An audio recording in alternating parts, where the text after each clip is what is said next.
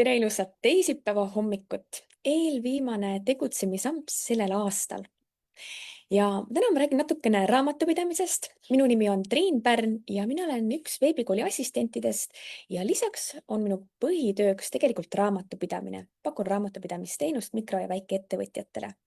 Ja kui ma mõtlesin, et mis teemast ma võiksin täna rääkida, siis kodukontori kulude kohta küsitakse mul igas konsultatsioonis. Ju siis huvitab see paljusid inimesi. Nii et võtame täna selle ette, et mis see siis on ja kuidas neid hüvitada. Ja kas võib selle taime näiteks endale üldse kuludesse panna, kui sa kodukontoris töötad? Kõigest sellest lähemalt tänases õpiampsus. Kindlasti tervita meid, anna teada, kus sa meid kuulad ja mida sa pühadel tegema hakkad. Kas sul juba täna on jõulupidustused või alles homsest hakkab see kogu trall pihta? Ma jagan enda slaide. Mulle väga meeldib ise kuulata ja samal ajal ka tegelikult vaadata. Nii et ma tegin väiksed slaidid ka. Ja lähme siis siit, et kodukontori kulude hüvitamine. Nii, lähen täisekraanile ja siis saame minna.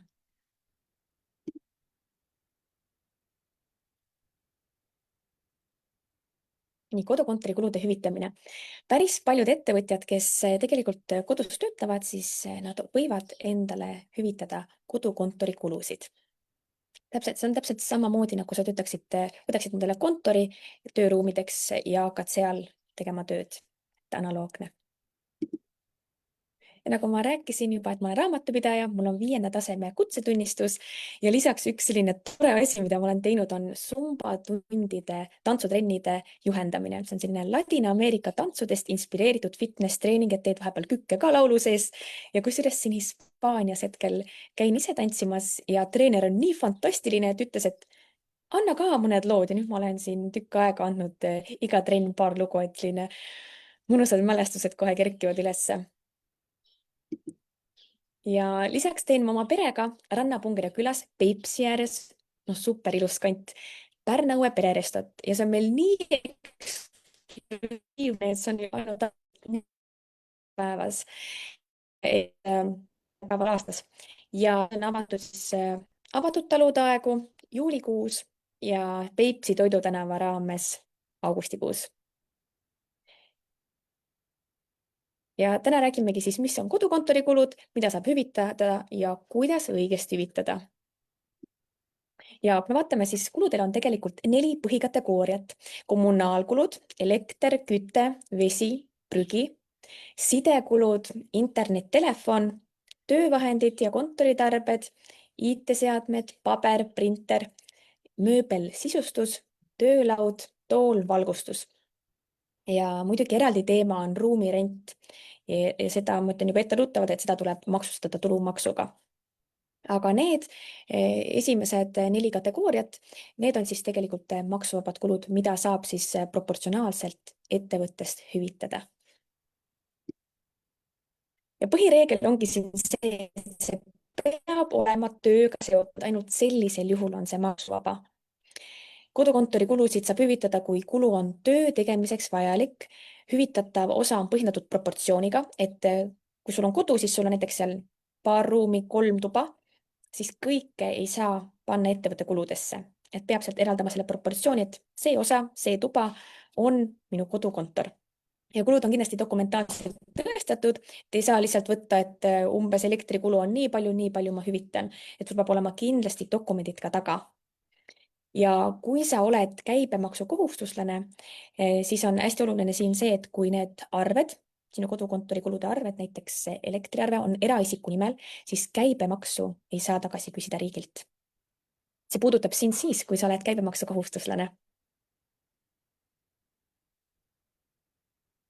Ja ma siin juba rääkisin, et kõike ei saa hüvitada toast, korterist, et peame määrama proportsiooni. Ja kõige tavalisem on ruutmeetrite suhte järgi.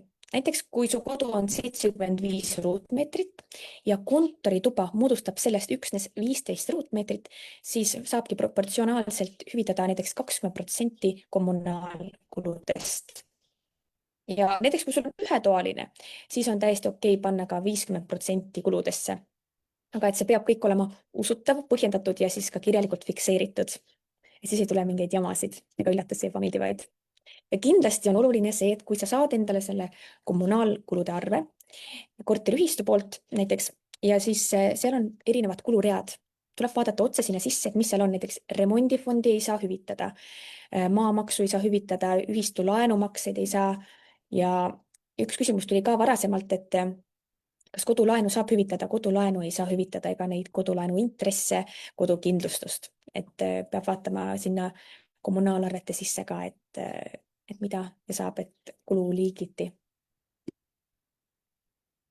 Ja kui me vaatamegi, et hüvitatavateks kuludeks näiteks kommunaalid ja teenused, et siis maksuvabalt tööga seotud osas, et elekter, vesi, küte, prügi, valveteenus, näiteks võtad koristaja, siis proportsionaalselt saad ka selle kuludesse panna, internet ja sidekulud. Ja nagu eelmisel slaidil just ütlesin ka, et kindlasti tuleb kululiikide kaupa üle vaadata, et mida saab panna kuludesse, et remondilaenu kindlasti mitte ei saa. Ja internet ja sidekulud, et üks küsimus tuli varasemalt ette ka, et kas ma võin terve arve panna kuludesse, internetiarve, siis siin on hästi oluline jällegi see, et kui sul näiteks on, mul on vahel olnud kliente, kellel on 2 internetipaketti, üks on ainult tööga seotud ja teine on kodune ja siis me oleme selle tööga seotud pannud jah, 100% kuludesse. Aga et kui sa näiteks kodus töötad, sul on ainult üks internetipakett, siis pigem leida see proportsioon, et mis see võiks olla, et näiteks kui sa kasutad umbes näiteks tööks 50% ja internetiarve on 30 eurot, siis saad hüvitada 15 eurot. Et see proportsioon peab olema põhjendatud ja kirjalikult fikseeritud ja et vajadusel saad ka seda selgitada, et miks just näiteks 50%. Et need on hea enda jaoks ära mõelda. Mööbel, töövahendid, sisustus, et võid vabalt osta kodukontorisse asju, mida sa ostaksid muidu kontorisse. Näiteks töölaua, ergonoomilise tooli, monitori, klaviatuuri, hiire, kaablid, printeri, valgustuse ja sa võid ka kodukontorit sisustada. Näiteks ostad maali seina peale, paned vaiba endale jala alla ja näiteks siis võid ka selle taime, mis sul siin selle laua ääres on, laua peal, siis selle saad ka panna kuludesse.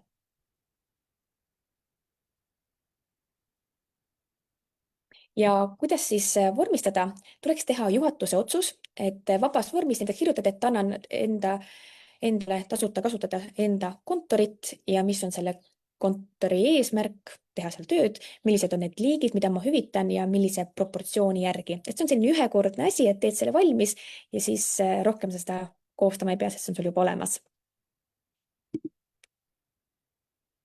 Ja kuidas see praktiline protsess siis välja näeb? Kogu kõik kodukontoriga seotud arved kokku ja siis vaata ridade kaupa üle, mis on tööga seotud, mis mitte, mida saab hüvitada, mida mitte. Ja näiteks kõige lihtsam variant, mida kõige enam kasutatakse, on Exceli tabel. Mina olen teinud ka endale Exceli tabeli, mida ma saan sulle siin jagada, et sa saad alla laadida ja panna enda kulud ilusasti tabelisse. Ja Exceli tabelis siis tood välja täissumma, proportsiooni ja mis on see hüvitatav osa, mis läheb hüvitamisele. Ja mina tavaliselt lisan selle kohe, mina kasutan raamatupidamiseks ainult Merit Activat ja siis, kui ma teen kuluaruande, siis ma lisan sinna selle tabeli, mille alusel ma need arvutused tegin ja lisan juurde ka need kommunaalarved, elektriarved, internetiarved, et kõik on nagu ühes kohas olemas, et kui on vaja. Ja võid neid koguda ka siis tabeli, näiteks Drive'i, selline populaarne variant, mida kasutatakse. Ja mult küsitakse, et mis ma pean siis panema sinna sellele väljamaksele nimetuseks, kui ma teen pangast ettevõttest endale kuluhüvitise, siis alati tuleb panna selgituse see asi, mida sa hüvitasid. Antud juhul kodukontori hüvitis ja võid lisada sinna juurde kuu ja aasta. Et sellest tuleneb, et kas läheb maksustamisele, et kui sa kirjutad näiteks palk, siis see läheb maksustamisele, kirjutad dividend, see läheb maksustamisele, kirjutad aruandva isiku kuluhüvitis, see ei lähe maksustamisele. Hästi oluline on just see selgituse osa. Ja hüvitamist võib teha igakuiselt, aga võid ka teha näiteks aasta lõpus, et kui näiteks aasta alguses nii palju tulu ei ole, aga siis sa saad need kulud üles võtta, mida ettevõte saab sulle hiljem hüvitada. Et see hüvitamisõigus jääb isegi siis, kui hetkel ei ole tulu olemas, et ma mäletan, üks klient küsis ka, et aga kas mul on üldse mõtet seda arvestada, kui ma ei saa endale hetkel välja maksta, aga arvestus on alati hea, kui see on juba olemas, siis hiljem saab tegeleda selle väljamaksmisega ka. ja siin väike tabel, screenshot ka sellest minu kodukontori kulude aruande tabelist, mille linki ma jagan ka siin, kus sa saad selle alla laadida. Siis siin tulebki välja tuua ettevõtte nimi, hüvitise saaja, periood, millise aasta eest ja millise kuu kohta. Ja siis toodki välja eraldi, et elekter, kui palju see summa oli siis käibemaksuga ja mis on see hüvitatav protsent ja siis hüvitatav summa, et tabel arvutab ise kokku. Ja ma tõin siin kõrval ka need mõned täpsustused välja, millest ma just rääkisin, et kuidas leida proportsiooni ja kuidas veel jagada neid kodukontori kulusid, näiteks internet lähebki ainult 50%. Öeldes natuke lihtsamaks sellest. Mina enda klientidele on üldiselt olnud nii, et saada mulle enda kommunaalarved ära ja ma ise teen sulle selle arvestuse ära, et sa ei pea selle peale mõtlema, et lihtsalt sinu ülesanne on panna dokumendid mulle teele ja mina teen selle muu ära ja valmistan veel makse ka ette panka. See on natuke vähem stressi ka. Ja kui nüüd ettevõte, näiteks sinu ettevõte rendib sinult kodukontori ruumi, siis ma pigem seda ei ole soovitanud, sest see tekitab lisamakseid, et siis tekib eraisikule üüritulu ja see on maksustatav tulumaksuga. Ja kui sa soovid seda välja maksta endale, siis kindlasti see rent peaks vastama turuhinnale.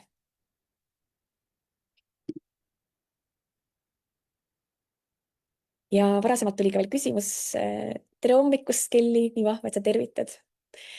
Et tuli varasemalt küsimus, et kui kommunaalarved on elukaaslase nimel, kas siis saab ka hüvitada? Siis saab ettevõte hüvitada elukaaslasele need kulud ja selle võib kohe kirja panna raamatupidamise sise-eeskirja või teha kirjalik kokkulepe, et kodukontori kulusid maksab elukaaslane ja siis minu ettevõte maksab talle selle välja. Et saab küll.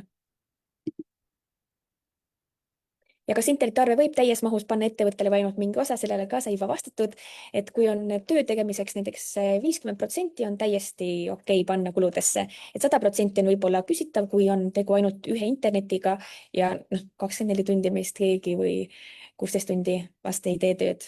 Et see kõik peab olema loogiline ja põhjendatav, et kui näiteks tuleb maksukontroll, siis ei teki siin küsimust, et miks liiga palju on pandud kuludesse. Ja millised on need tüüpilised vead ja riskid? Et proportsioon on ebaloogiline, näiteks hüvitatakse 100% kommunaalkuludest, hüvitatakse eluasemekulusid, näiteks remondifondi, laenumakseid, eraisiku arve pealt arvestatakse maha käibemaks või dokumente pole või on lihtsalt puudulikud, et on lihtsalt pandud mingi number sinna, aga dokumenti seal taga ei ole. Et raamatupidamises on hästi-hästi oluline, et meil oleks iga tehingu kohta dokument olemas. Ja kui ma juba ütlesin, et maksekvitung pole piisav, siis ma enda sotsiaalmeediakontodel päris tihti jagan raamatupidamisega seotud küsimusi, mida kliendid mult küsivad ja siis ma vastan ka teistele seda, siis tekitab natukene arusaamatusi, et mis see siis maksekvitung ja mis see maksetšekk ja milline see ostuarve välja näeb. Et ma panin siia mõned pildid, et kindlasti, kui sa raamatupidamist hakkad nüüd siin tegema, aastaaruannet kokku panema, siis sinu raamatupidaja võib sulle anda märku, et sa saatsid mulle tellimuse. Näiteks siin vasakul on IKEA tellimus, et see ei ole nõuetekohane arve. See on siis, väljastatakse, kui sa oled teinud tellimuse ja siis, kui sa kauba kätte saad, siis väljastatakse arve, aga ettevõtjad ei pea väljastama arveid, nii et sa pead ise küsima, et palun väljastage mulle arve sellele tellimusele ja siis saad panna korrektselt kuludesse. Ja vahel tuleb raamatupidamisse mulle selliseid tšekke nagu see keskmine tšekk siin.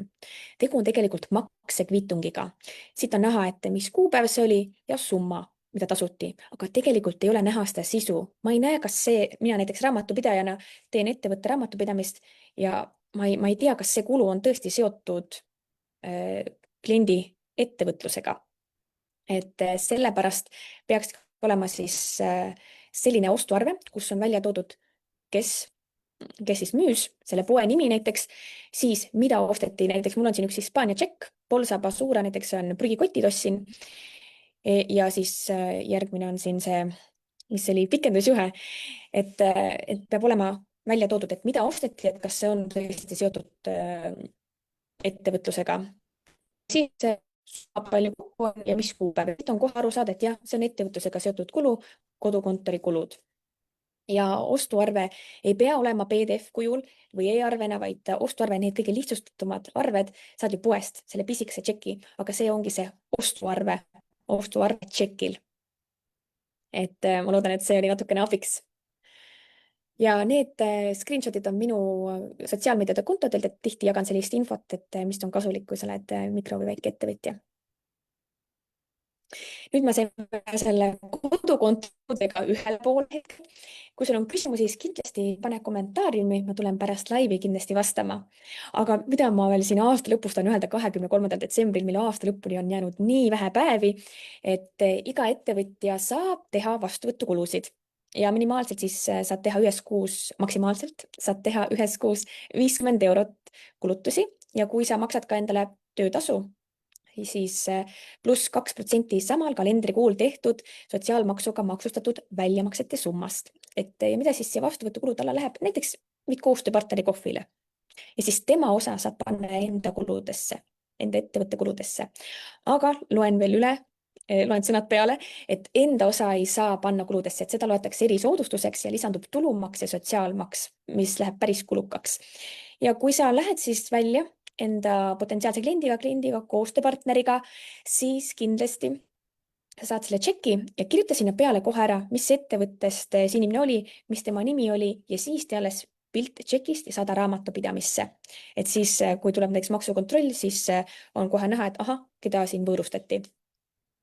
Ja kui sa ei ole nüüd teinud neid vastuvõtukulusid üldse, siis sa saad teha nüüd siin detsembris minimaalselt 600 eurot. Kui sa ei ole välja maksnud endale töötasu, siis minimaalselt 600 eurot saad teha neid kulutusi. Nii et tasub veel siin võib-olla viimased jõuluõhtu söömingud teha. Ja hästi tore asi on veel see, et mida saab teha, on tervisekulud. Kadus ära see kvartaalne piirang. Ja nüüd on niimoodi, et 400 eurot võib juba aasta alguses, kui nüüd näiteks siin uus aasta algab, siis võid kohe kasutada jaanuarikuus ära.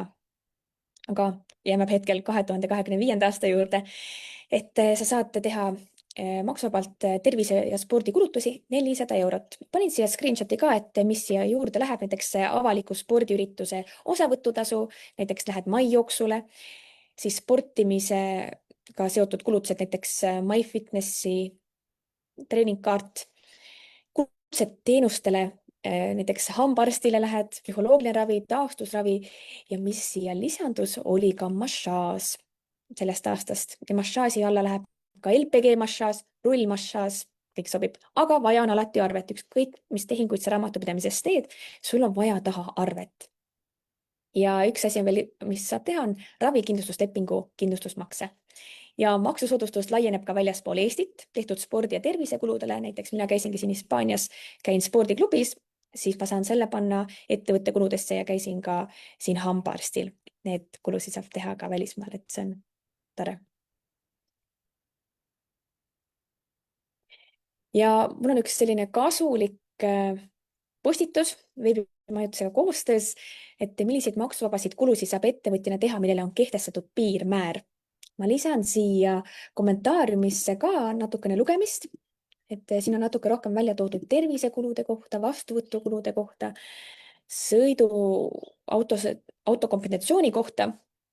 Ja lisaks ma tegin sellest samast natukene sellise webinari, kus ma räägin, et millised on need kulud.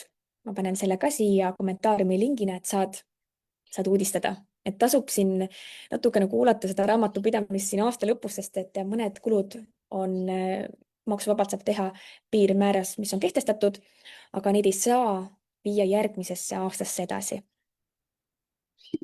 Et kui sa arvad, et sa ei ole näiteks siin neid tervisekulutusi teinud see aasta, siis ma arvan, et sa kindlasti käisid hambaarsti juures, et sa saad sealt enda mailbox'ist, kui sa otsid hambaravi arvet, et ma arvan, et sa leiad selle üles ja siis saada see raamatupidajale ja siis saab panna selle programmi ja kanda selle sulle välja maksuvabalt.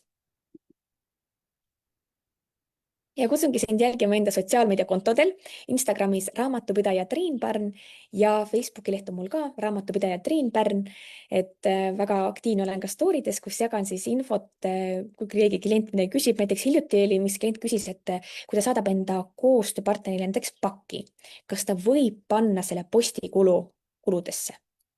Võib-olla mõtled küll, et mis see üks arve ära ole, aga näiteks kui tuleb aasta jooksul neid päris mitmeid, siis kokku tuleb juba arvestatav summa.